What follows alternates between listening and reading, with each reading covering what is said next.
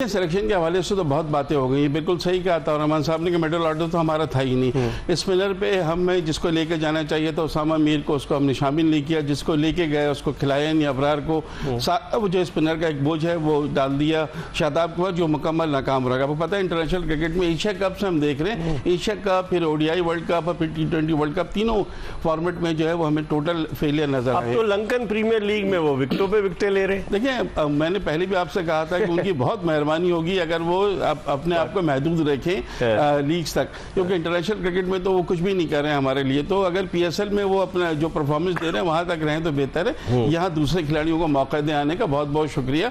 और साथ साथ कुछ और भी खिलाड़ी हैं, जैसे फ़हीम अशरफ को बहुत मौका दे दिया आपने।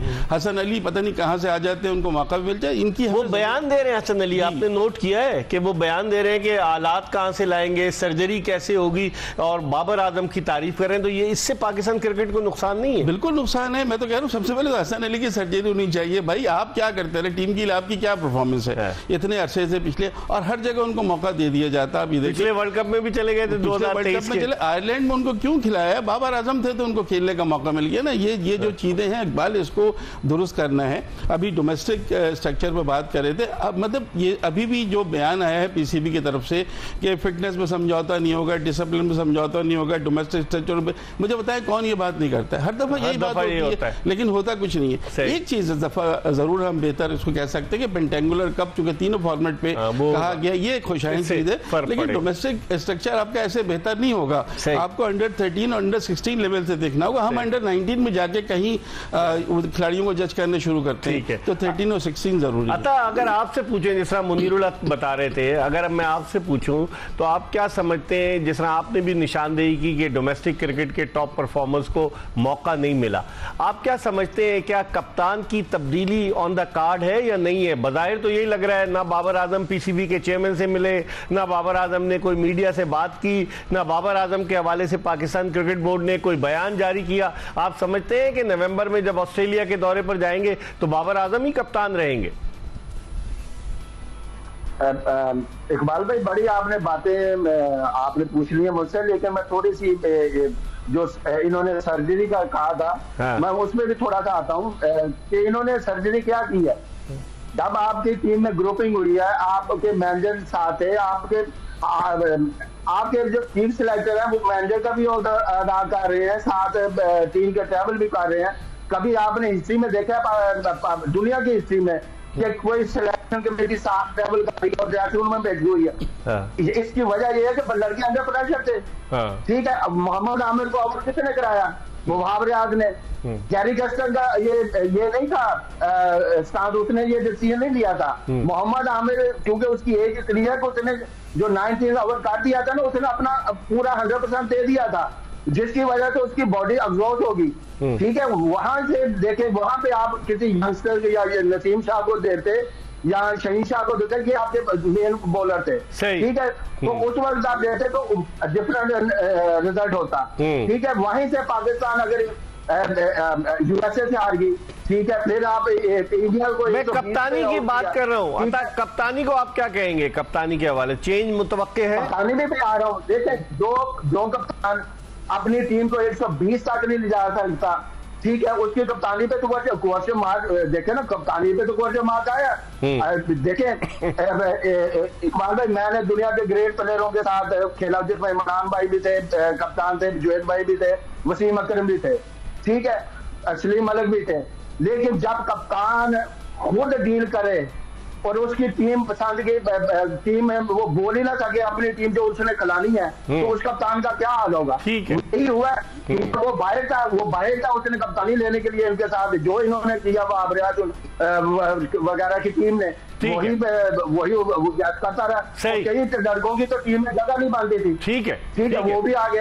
अब आप देखो, कप्तानी जो है ना, अब पाकिस्तान क्रिकेट बोर्ड को सोचना चाहिए ठीक है, जिन लड़कों ने ये थोड़ा सा डाल रहे हैं इनको बोल्ड स्टेप लेने चाहिए भाई। यही वो टीम है जो 10 साल से खेल रही है, इनको साइडलाइन करे। इनमें से जो अच्छे 2-4 प्लेयर आपके पास है वो रखे, वो कप्तान यहाँ ढूंढे आप। ठीक है, अतः आप हमारे साथ रहिएगा, हम एक ब्रेक की तरफ बढ़े। जब ब्रेक के बाद वापस आएंगे तो मुनीरुल हक से पूछेंगे कि क्या सूरत हाल है। शाहीन शाह अफरीदी को टारगेट किया जा रहा है, उनको जो रिपोर्ट पाकिस्तान क्रिकेट बोर्ड ने तो नहीं लेकिन जराए से जो रिपोर्ट आई है उसमें कहा गया है कि वो इनडिसिप्लिन थे। तो अगर वो इनडिसिप्लिन थे, उनकी इंग्लैंड के दौरे में अगर तल्ख कलामी हुई मोहम्मद यूसुफ से, तो उनको वापस क्यों नहीं भेजा गया? और मोहम्मद यूसुफ जो कि माजी में जिनके बारे में कहा जाता है कि डिसिप्लिन के हवाले से बड़े सवालात हैं उन पर, तो वो इस वक्त सिलेक्शन कमेटी में मौजूद है। इस पर बात करेंगे। अताउर रहमान हमारे साथ वीडियो लिंक पर मौजूद है और मुनीरुल हक स्टूडियोज में मौजूद है। जब वापस आएंगे तो मुनीरुल हक से उनकी राय जानेंगे, कहीं जाएगा नहीं। Stay tuned to Express News. Welcome back after the break. हमारे साथ स्टूडियो में मौजूद है क्रिकेट तज्जियाकार मुनीरुल हक और हमारे साथ वीडियो लिंक पर लाहौर से मौजूद है पाकिस्तान के former test fast bowler Ataur Rahman.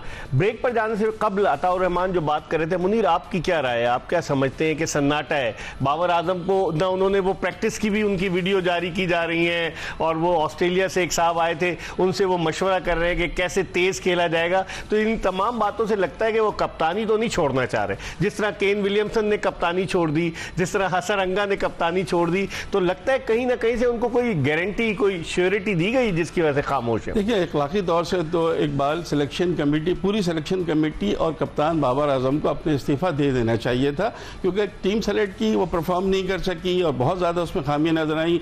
Babar Azam की कप्तानी में बहुत खामियां नजर आई। तो बेहतर ये था कि दोनों रिजाइन दे देते तो एक थोड़ा सा अपना एक वक़ार रह जाता। और फिर जिस तरह इनको बरतरफ किया है दोनों खिलाड़ियों को, तो वो भी एक ज़रूरत उसकी नहीं पड़ती, एक तो चीज़। लेकिन हमारे यहाँ अखलाकी जवाब नहीं होता। अगर अखलाकी जवाब होता तो शाहीन शाह अफरीदी को जब कप्तानी से हटा के बाबर को दी जा रही है, बाबर को सब कप्तानी नहीं लेनी चाहिए थी। हम सब ये बात कह रहे थे।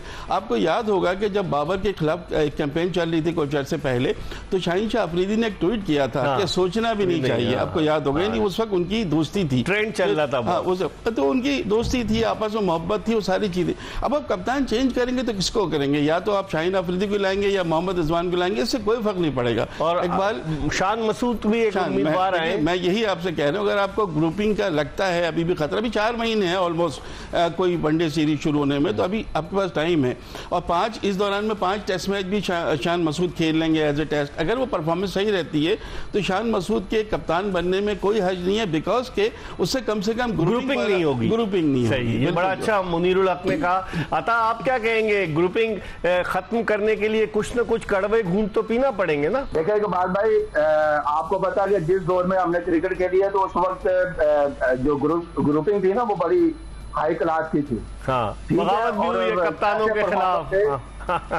सही, हाँ, कप्तानों का, कईयों को कप्तानी से उतारा गया, प्लेयर ग्रुपिंग थी, अंदर परफॉर्म करके कईयों को उतारा गया और कईयों को कप्तान बनाया गया।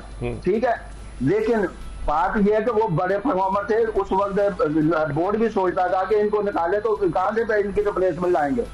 ठीक है, तो वो चक्कर तो नहीं है, क्योंकि अब इनमें बड़ा प्लेयर है नहीं है, क्योंकि तो बड़ा प्लेयर तो वो होता है जो परफॉर्म करे। ठीक है, जो टीम को